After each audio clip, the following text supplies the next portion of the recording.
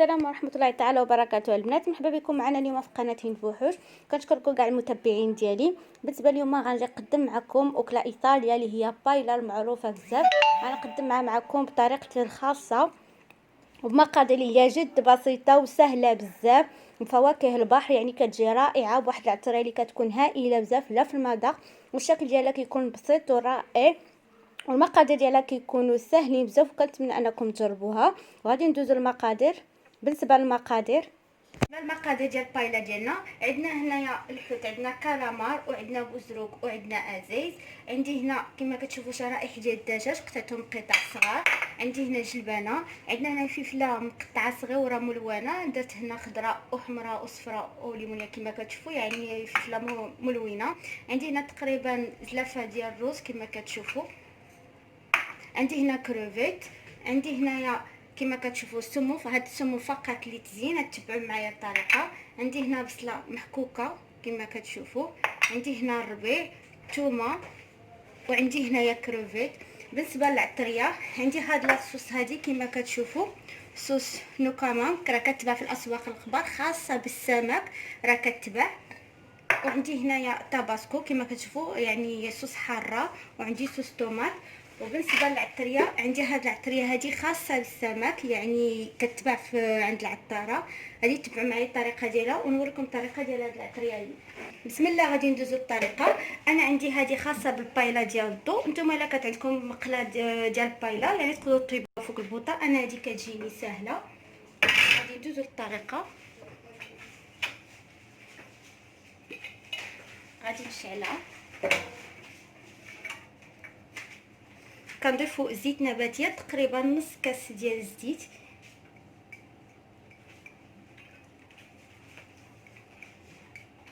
انا عندي لا بلونش كبيره، يعني انا غادي نخدم الكميه اللي عندي ديال الحوت هي اللي غادي نخدمها في هاد البايله ديالي. غندير هنا الثومه،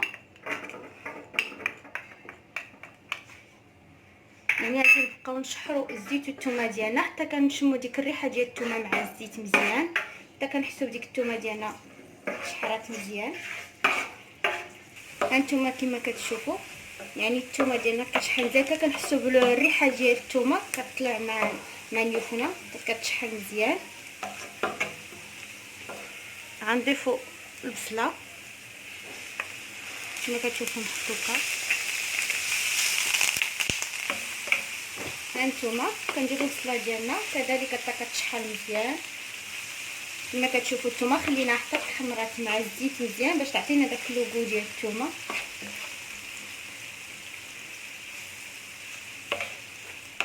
انا هاد البايلا هذه يعني درتها نورمالمون الناس كلشي كيعرفوا يديروا البايلا، يعني متواجده دابا.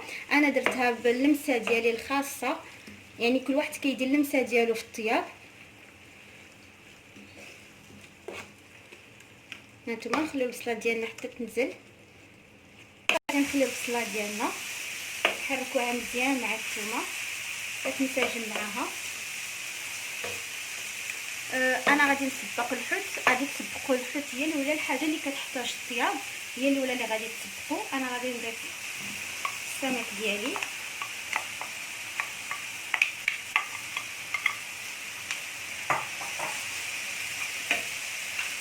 غادي نحتاج هنا شرائح ديال الدجاج، غادي ندير هنا الفلفله مخلطه كما كتشوفوا، يعني كما قلت لكم غنسبق الحوايج اللي كيبغيو يطيبوا.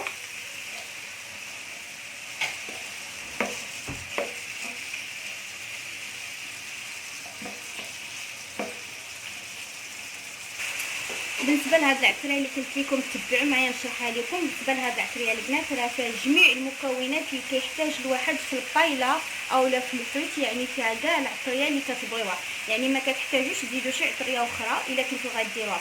بالنسبه للناس اللي كيتابعوني اللي متواجدين في اكادير اللي سولوني عليها ديجا، راه متواجده في سوق الحد، يعني عند واحد العطار، يعني الا مشيتو عند العطريه ديال الحوت راه غيعطي لكم كما قلت لكم فيها الحاره، فيها اي نوع ديال العطريه متواجده، فما كتحتاجيش تضيفي اي عطريه الا درتيها كتجي رائعه في الطياب. نقولها لكم بمعنى ديالها كتجي خطيره بزاف، يعني ماشي ما نعاودش لكم اللوغو ديالها اللي كتعطي في الماكله رائع جدا.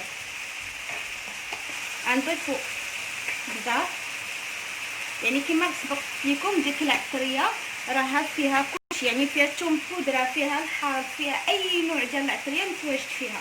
غنضيفو الملح،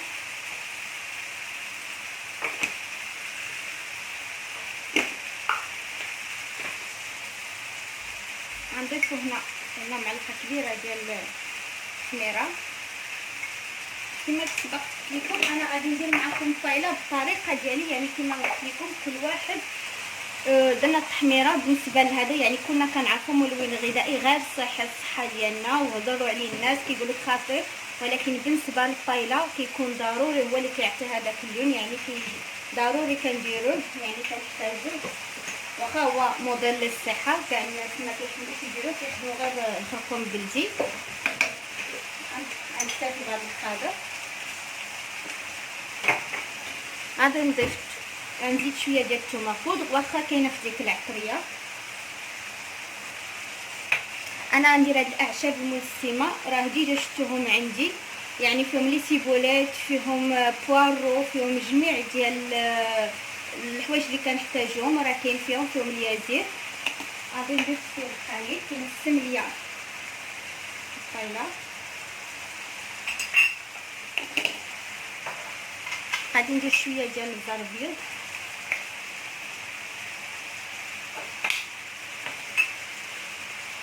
غادي نخدم بهذا الزيت، يعني هذا الزيت كيخدموا بها الناس بزاف ديال برا، يعني الا كتلاحظوها هاد الصوص نو كمام راه كتجي رائعه، يعني كتعطي لو غو ديال الحوت في اي اكله درتيها خاصه بالحوت، يعني كتعطيها لو غو زوين.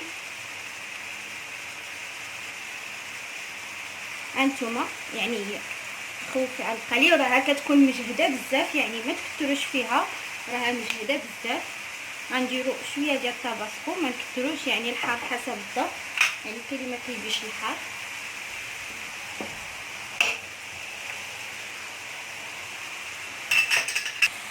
غنضيفو الربيع، هنا عندي هنا زبور ومعدنوس مخلطين.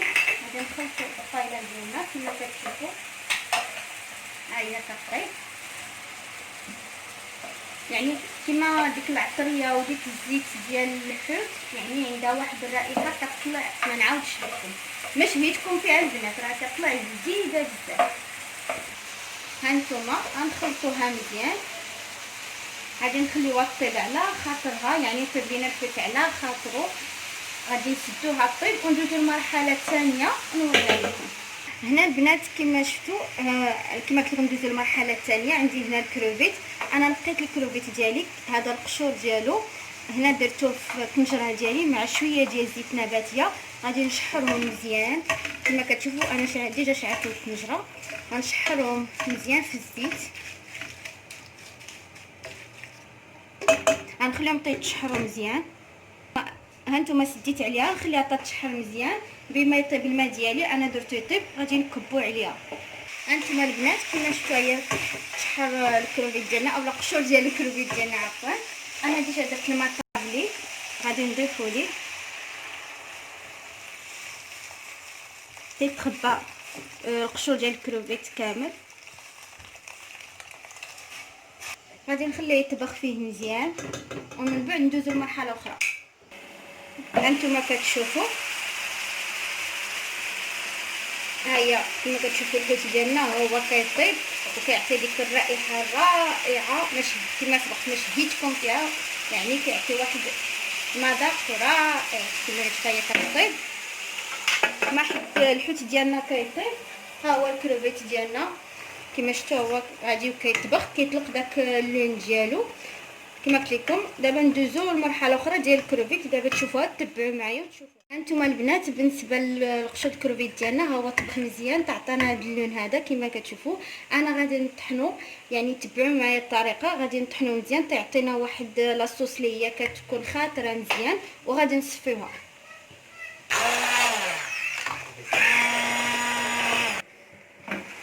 هانتوما البنات اللي كتشحر الحوت ديالنا، انا عندي لاصوص طوماط عندي واجده، انا كنستخدم هذه النوعيه، يعني ما كنديرهاش من الاول حتى كيطيب الحوت ديالي،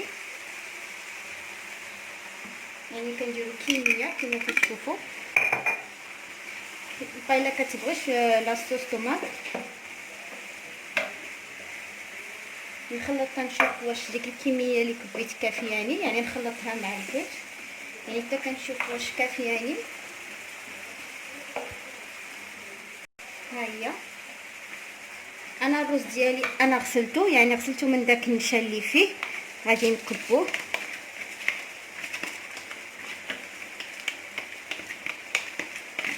انا درت القياس الحوت عندي، يعني كما كتشوفوا درت قياس ديال يعني ديال زلافه صغيره. نوريكم الزلافه اللي درت، يعني قياس ديال الحوت اللي درت. يعني كما كتشوفوا هاد الزلافه اللي درت ديال الرز. هنا غندير جلبانه، يعني استخدمت هذيك الكميه. نخلط مزيان.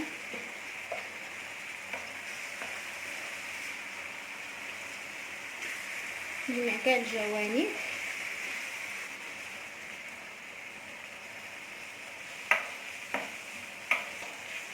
هانتوما كما كتشوفوا خلطنا الرز مع الحوت ديالنا ولا الصوص مزيان، يعني حتى انسجم كامل.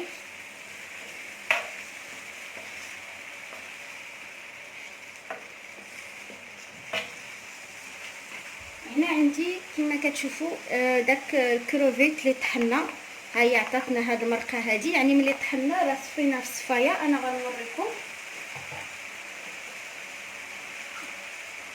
يعني كما كتشوفوا ها هو يعني القشور ديالو، يعني ملي طحنتو انا راه صفيتو في الصفايه كتكون رقيقه وكتعطيني هاد لاصوص هادي. يعني هي باش كنسقي الرز، يعني ما كنديرش الماء يعني الماء، انا كنسقي هاد لاصوص هادي ديال الكروفيت، يعني كيعطيها واحد لوغو زوين بزاف. كما كتشوفوا هي باش غادي نسقيها، ما غاديش نضيف الماء. جربوا هذه الطريقه ديال هذا الكروفيت، يعني كتعطيها مذاق رائع جدا. يعني كتحسي بلي راه كتاكلي غير الكروفيت، يعني ما كتسقاش بالماء. غندير هذه الكميه حتى نحس بها بدات كتنشف، ونقدر نزيد على حساب الرز يطيب ليا. هانتوما ملي سقيناها بداك الماء، يعني كما كتشوفوا كتعطيها لون رائع جدا. هنا عندي الكروفيت، يعني ما غاديش نضيفو دابا حتى الرز ديالي يطيب. كما كنعرفوا الكروفيت غير كيضربوا داك الصوت كيطيب حتى كطيب لنا الرز والجلبانه، ومن بعد كنضيفوا الكروفيت. هانتوما البنات هذا هو الشكل النهائي ديال البايلا ديالنا كما كتشوفوا. بالنسبه ملي طاب لينا، باش نعطيكم التفاصيل، ملي طاب ليا الرز والجلبانه حسيتو بدا كيطيب، يعني حتى طاب مزيان.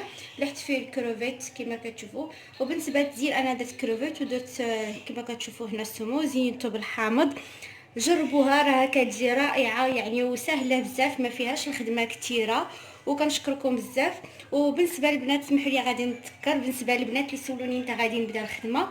بالنسبه للخدمه ان شاء الله في هذا الحجر ما كايناش. انا غادي ندير الشوتينغ بالنسبه للجديد ديال الماتيريال ديالي، يعني غنديرو في هذا الشهر هذا في شهر 6 ان شاء الله. راقبوا غادي ندير فيديو ديال الشوتينغ وغادي نلوحو في القناه. وشكرا لكم وبالصحه والراحه.